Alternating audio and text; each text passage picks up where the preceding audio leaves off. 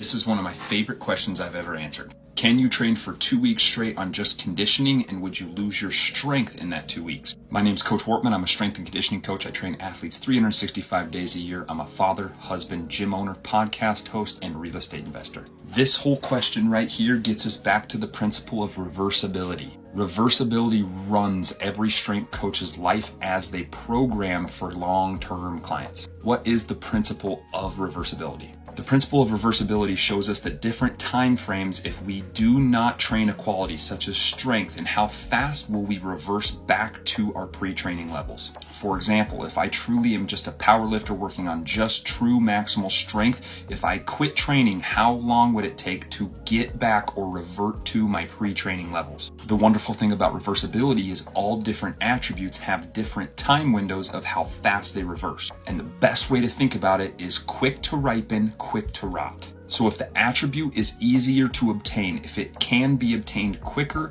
it will also rot quicker or reverse quicker. So true outright max strength is the hardest to gain, which means it's also the hardest to lose. Speed and power are something that we can obtain in a quicker fashion, which also means they're going to reverse in a quicker fashion. So what are the tried and true time windows that we have to train a certain quality or we lose it? So number one, strength and power. You can expect to see a fall off in training ability in strength in the 2 to 3 week window. That's pretty dang good if you're not doing anything. Everybody's body's different, but that is the generic window.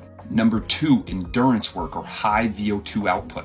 With heavy endurance and VO2 work, you can actually see 3 to 4 weeks without seeing any difference in your training. And number three, things such as flexibility can also decline very quickly. This can happen in as little as 2 to 3 weeks. So it's super important that your coach actually prioritizes these different training qualities so that you can optimize the principle of reversibility. The strength and conditioning and coaching world is a lot more than what it looks like at face value.